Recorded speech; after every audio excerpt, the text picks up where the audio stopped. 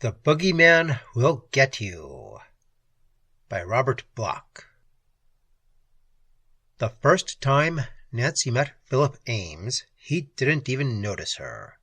Of course, you really couldn't blame him. After all, she was only 15, just a kid. But that was last year, and this time it was different. Nancy's folks went back to Beaver Lake for the summer in June, and she could hardly wait to find out if Philip Ames still had his cottage down the road. Hetty Schuster said he was up all right. She said Mr. Ames lived at the cottage all year. Everybody knows how cold it gets at the lake in winter, practically out of this world. But Hetty Schuster knew because she talked to Mr. Prentice down at the store, and he said so. That Prentice was like an old woman. He had his nose in everybody's business. The first chance she got, Nancy took a walk up the road past Philip Ames's cottage. The door was closed, and there were curtains on the windows, so she didn't see anything. But then Mr. Ames wasn't around much in the daytime, practically a hermit. Hetty Schuster said it was because he was writing his Ph.D. thesis for the university. He only shined around at night. "But after all, that's the best time, isn't it?" Hetty Schuster said. It was just like her to make such a snotty remark to Nancy, knowing how it would burn her up. Not that Nancy ever tried to hide the way she felt about Philip Ames. Why should she? After all, she was 16. She had a mind of her own. And Philip Ames was really something. Nancy always liked tall men, and Philip Ames was positively statuesque. He had such luscious black hair and dark eyes, and his skin was so white. That came from not getting any sun at the lake. She wondered how he would look in bathing trunks, and if he would spend much time with her folks again this year. He was very friendly with them the last season. He seemed to like Ralph, but then everybody liked her dad, and Laura was glad to have company. Of course, if her mother even suspected how Nancy felt about the man, she would be positively furious. But she needn't know yet. Not unless that Hetty Schuster gave it away, and she'd better not, or Nancy would kill her. Hetty knew some boys around on the other side of the lake who had a roadster, and she wanted Nancy to double-date some night, but the first few evenings Nancy stayed at the cottage. Of course, she was hoping Philip Ames would come over, and she dressed very carefully. No bobby socks or kid stuff, only her best slacks and one of those luscious sweaters Laura bought for her at Saks. Those sweaters really did something for her, and it was about time Mr. Philip Ames found it out. But he didn't come over, and he didn't come over. And it was almost a week now, and Nancy was going stark raving goony because Hetty kept telling her what she was missing not coming along. And then Philip Ames came over. He was even better than she'd remembered. She'd forgotten all about that deep voice of his, a real man's voice, and he didn't laugh all the time like those repulsive young icks Hetty was so excited about. He really was reserved. You could tell he was deep. He was glad to see Ralph and Laura, but he didn't smile. Then Laura said, "You remember our Nancy, don't you, Phil?" And he looked at her and nodded, and then he just looked. Honestly, it just sent shivers through her. You'd think she was a mere infant standing there and trying to keep from blushing. But he didn't seem to notice that. He noticed other things, though, because when they all went out on the porch and sat down, he sat next to her and asked her all sorts of questions. It wasn't that he was trying to be polite. Nancy could tell the difference. For the first time, he was looking at her as a woman. She knew it. And she would never forget it. Never. Someday they would both remember this moment together. Someday. Ralph and Laura kept interrupting Philip with questions about his thesis. He said it was coming along, and he hoped to finish it this summer. Then Ralph insisted on telling him about his old construction job, and Nancy knew he was just enduring it all. He wasn't really interested a bit. Philip asked her why she didn't have much of a tan, and she said she wasn't going out much these days. I don't know what's gotten into her, Laura butted in. She just mopes around the cottage all day reading. I wish she'd get some fresh air. Oh, Mother, Nancy said. You'd think Laura was talking about a 10-year-old child or something. I don't get out very much myself these days, Philip said, rescuing her. We serious students have to stick together. What say we go for a hike tomorrow evening? Like to see what's going on at the pavilion across the lake, Nancy. Would she? Imagine showing up with Philip when Hetty Schuster and her crowd was around. Why, it would be... No objections, I hope. Philip was asking Ralph and Laura now, and it was okay, of course. All right, young lady. See you about 8, then. That was all that mattered. Of course, Ralph had to kid her later about her new boyfriend, and the next afternoon Laura made her promise on her bended knees that she'd be back before 11. After all, we don't really know very much about Mr. Ames. He seems like a very fine young man, but... Please, Mother, I hope you don't tell me about the bees and flowers. Laura looked just a little bit shocked, but she didn't say any more, and Nancy went back to work on her hair. She scarcely took time out for supper because the upsweep was so difficult. Her hair wasn't really long enough for an upsweep yet, but it added years to her appearance, and it was worth it. After all, Philip was older, 27, 28, certainly not 30. Maybe she could ask him tonight, or in a couple of nights, because there would be other nights. The whole summer was ahead of them, their summer. At 7:45, Nancy was out on the porch, waiting. It would be just childish to pull that old gag about not being ready yet. Philip didn't deserve such treatment, so she was all ready when he came up the path. Good evening, my dear. Yes, he said it, my dear. Nancy was glad he couldn't see her face plainly in the shadows. The sun was just setting. She started down the path to join him. I'm all ready, she said. Philip sort of backed away and looked down. I'm sorry, he mumbled. Came around to tell you I couldn't make it tonight. Something came up all of a sudden. Oh.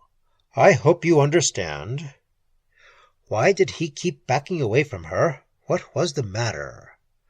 Well, I'll have to be running along now. Some other time, perhaps. Nancy just stood there with her mouth open. It was a brush-off, all right. Who did he think he was, anyway? Was he crazy? She wanted to say something, but couldn't seem to think. It made her so mad she almost cried. The tears came into her eyes, and she saw Philip sort of swimming away from her. The moon was just rising over the lake now, cutting the darkness. Philip was disappearing down the path. All at once he was gone, and then she noticed this thing flying low along the trees. It squeaked at her and came for her head. It came straight from where Philip had been standing, and when it got close, she could smell it, all rubbery, and see its little red glaring eyes. It was a black bat. Nancy didn't scream. She didn't make a sound, just ran straight into the house and up to the bedroom. She didn't begin to cry until she had her mouth biting into the pillow. Laura was really swell about the whole thing. She didn't say a word. She pretended she never even noticed. Nancy would have died if she did. Besides, what was there to say? The brush-off wasn't so bad. Nancy got over that. But when she was lying there in bed in the middle of the night, she got the other idea. and you wouldn't even dare whisper about things like that. But it had to be that way. He couldn't have just stood her up on the spur of the moment. He wanted to be with her. Oh, she was being silly, frightened of a bat. Just because Philip Ames lived up there all year, and nobody saw him in the daytime, and he broke a date when the moon came up, and all at once this bat... Maybe somebody would know something. That old woman of a Mr. Prentice down at the store. Of course, you couldn't come right out and ask him that. Then Nancy thought of a way. The next morning she went down to the store and gave Mr. Prentice the works. "We're going to have Mr. Ames over for dinner this week, and Mother wanted to find out if there's something special he might like. You know, some kind of canned stuff." Mr. Prentice said it then. She knew he would. "He don't trade here at all. Never seen him in my place." Yes, Philip Ames lived here all the year round, but he never came out in the daytime. Never. And he never bought any food. Never. And it was a lie about having him over for dinner, because, come to think of it, Nancy had never seen him eat anything. That proved it. But she had to be sure. Weren't there other tests? In the afternoon, Nancy made a date with Hetty Schuster to visit the boys across the lake. She was glad, because when she got home after dark, Ralph said he'd met Philip. Philip was coming over tonight for a while. So Nancy was able to tell him she already had a date and wouldn't be there because she just simply could not break it. Yes, she was glad. She couldn't face him tonight, after what happened and after what she thought. And also, that meant tonight would be a good chance to do what she planned. If Philip was out, she could go to the cottage. It wasn't easy. Hetty was just ready to blow her top when Nancy broke the date. But she didn't ask any questions, and it was only about 9 when Nancy sneaked back past the cottage. Philip was in there, all right. Nancy went up the path then to his place. It was dark, and there were clouds over the moon. She almost fell flat on her face before she got to the door. It was locked anyway, but the window was open. Nancy took off the screen and crawled inside. The cottage was just a cottage. She had a pencil flashlight and held it down low while she looked around. But there was nothing to see. Nothing. Of course, the bed hadn't been slept in. At least it was made pretty well for a man. And he didn't have any dishes or stuff, not even a camp stove in the place. There were suits in the closet and a drawer full of clothes. It gave Nancy a funny feeling to open his bureau and feel the shirts and socks and stuff all lying there in stacks. Most of it was brand new. There was no mirror above the bureau. There was no mirror in the bathroom or anywhere else. Of course, there wouldn't be if... But she had to be sure. Nancy finally went over to the work table. There was a typewriter on it and a big stack of manuscript on one side. Maybe he was writing a thesis after all. She ruffled through the pile of papers, looking for the title page. It was there. Some notes upon the empirical approach to demonology in the modern world. Somehow, that shocked her more than anything else. It seemed to all tie in. Demonology, in the modern world today, he was writing about demons and things. Nancy knew now that she'd have to do something, tell somebody. Yes, that was it. Tonight, after Philip left, she'd tell Laura, tell her that Philip didn't eat, and there were no mirrors, and he was so pale, and nobody saw him in the daytime, and a bat flew out of the sunset. Tell her that Philip was a vampire. Nancy never knew how she managed to get through that night after she told Laura. Laura was afraid she would go into hysterics until she managed to deadpan. If Laura wanted to take it that way, let her. Some people are just too superior for their own good. But Nancy wouldn't stop now. She couldn't. If her own mother acted that way, how could you expect anyone else to?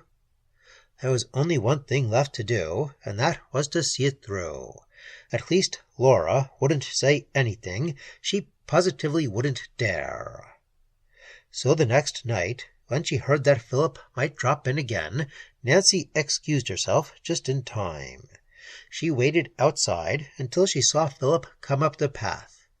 It was cloudy again, but that suited her. Then she headed straight for the cottage down the path. After she finished there, Nancy came back to their place. Philip was still talking with Laura and Ralph. She could hear him through the window. "You're afraid of the dark, aren't you? Oh, but you are. I know all about you. Do you understand? You were afraid of the dark when you were a child, not because of robbers, or thieves, or murderers. Children don't think of such things. You were afraid of the dark because of the boogeyman. That's the term your parents used, boogeyman. One of those smart, sophisticated, grown-up terms designed to hide the terror behind it. But the terror exists.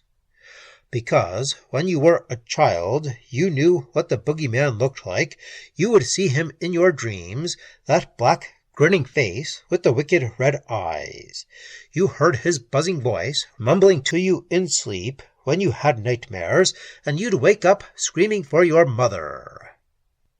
Admit it, you did scream, didn't you? And now that you're grown up, you laugh about it. Now you're ashamed of your fear. But you're still afraid. You may have learned to sneer at witchcraft and demonology. You read slick scientific explanations, dismissing the basic phobias with a psychiatric phrase. Mythology, folklore, primitive ignorance. That's what tales of witches and wizards are, aren't they? There is no Satan, no hell, right? Yet somehow you can't keep away from such thoughts. You will buy books about the supernatural, and patronize horror movies, and visit spiritualists, and listen to ghost stories, and talk about your dreams, and speculate on the Faust legend. Even though you parrot the arguments you've learned, you can't keep away from the mysteries. And ever so often you'll find yourself in the darkness with that deep fear. The fear which all bravado and pretending cannot drive from your soul. Because, you know it's true, there are such things, such forces, such evil, and the boogeyman will get you if you don't watch out. Philip laughed. Now, in the face of all that, is it so difficult for you to understand why your daughter might think I'm a vampire? They all laughed, but Nancy didn't laugh. She crouched under the window and bit her lip. Laura had opened her trap after all, and to him.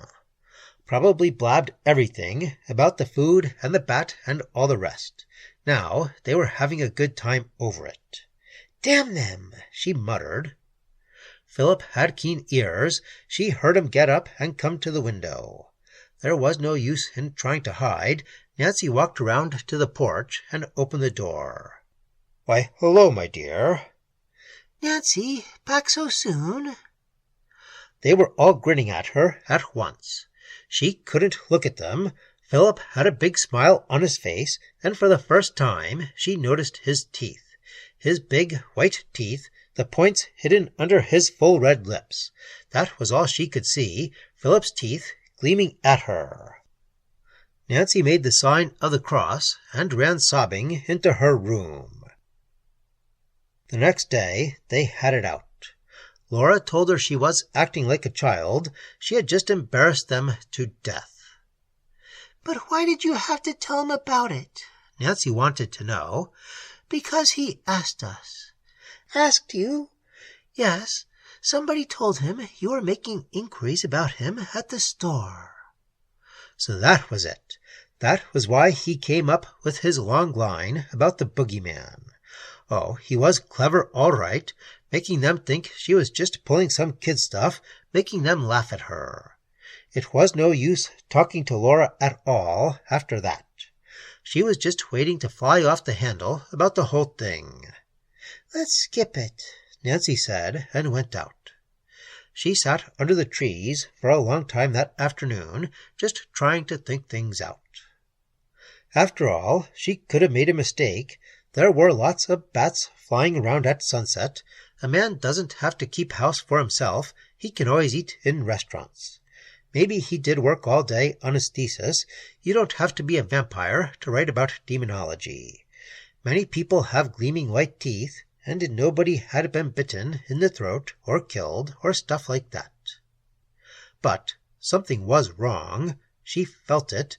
Nancy knew what Laura thought, that she was just burned up because Philip had brushed her off on the date, that she had been reading too much silly stuff in books, that she invented the whole thing just to make Philip notice her. Well, it was true. She did want him to notice her. He was the most attractive man she'd ever met. If only it wasn't true. It couldn't be true, but Philip had no mirrors. She went on like that for hours. It was getting dark before she pulled herself together. Laura and Ralph would be going ahead with supper by now. Nancy got up and started along the path near the lake. She had the jitters all right. The shadows kept jumping around so, and she walked fast. All at once, something moved out of the shadows up ahead. She nearly jumped out of her skin. "Did I startle you?" He was standing there. "Sorry, I didn't mean to frighten you, my dear." Just standing there, smiling at her. "But say, I've been up at the house looking for you." "For me?" "Yes, I wanted to talk to you. Let's take a walk, shall we?" "Oh, I'm sorry. I have a date."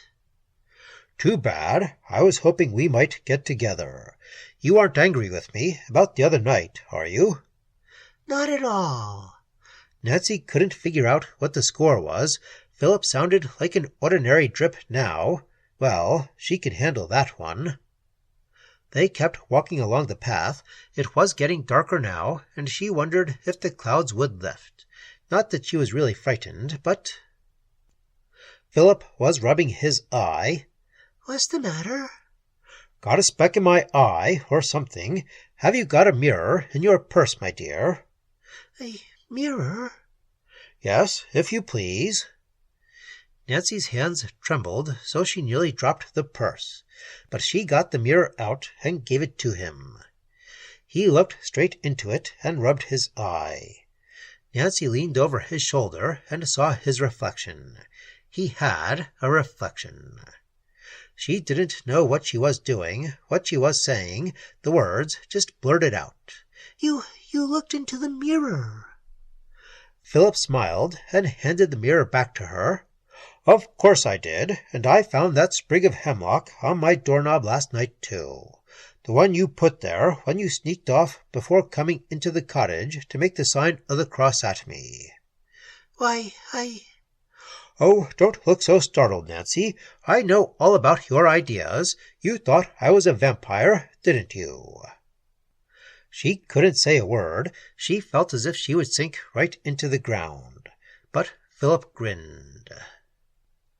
"Just because I work all day and eat in restaurants and walk at night, you wondered about me. My thesis had you puzzled too, didn't it? But you're wrong, you know. Vampires wear long black cloaks, and during the day they sleep in coffins or grave earth. You didn't find any cloaks or coffins when you searched my cottage." "But I'm not angry with you, my dear. I just wanted to get things straight. I wanted you to know that I can touch hemlock and look in mirrors and all the rest." Nancy looked away. The clouds were lifting from the moon. Like the weight was lifting from her heart. "I see," she whispered. "I guess you think I'm an awful dope, Philip." "Not at all." He took her hand. A vampire's hand is cold, but his touch was warm. "I think you're a very lovely girl. You have beautiful hair, Nancy. Did you know that? Look, the moon is rising, gleaming on your hair. I can see you now, Nancy. You aren't afraid of me any more." No, Philip, I never was afraid. Not really. I guess Laura was right. It was my subconscious. Subconscious? Scientific, aren't we? You know, I must have thought up all this vampire stuff just to make you notice me. And besides, vampires are supposed to be tall, dark, and handsome, like you. Philip held her very close then. You're a very clever girl, Nancy, very clever. It's a pity you had to stir up such a fuss over nothing. But I didn't mean it, really, and it's all over now. Only Laura and Ralph know. Philip didn't kiss her yet. He shook his head. I'm afraid it isn't that simple after all. Like throwing a stone into a pool. Ripples. Ripples? Laura and Ralph will talk to people, make a joke out of it. Laura has already. She said something to Prentice. Pretty soon people will start whispering, wondering. A stranger is always a suspect, Nancy. A reputation is a very flimsy thing. It's no use, my dear. I shall have to clear out of here. Nancy couldn't believe her ears. What do you care? She whispered. Let them talk. We'll just laugh at them. I'll laugh at them, said Philip. You won't. He held her very close, and she couldn't see his face. He mumbled against her shoulder. Too bad you are such a meddling little fool, Nancy, but I can't let you get away now. It would spoil everything. You've guessed too much. Nancy pulled away, but he held her. He was very strong. Philip, let me go. He kept pulling her closer, closer. There was no escape. The moonlight was full on his face now, and for the first time Nancy noticed the change. Philip, it's true then. You are a vampire. Oh, no, my dear, he whispered. I'm not a vampire. I'm just a werewolf.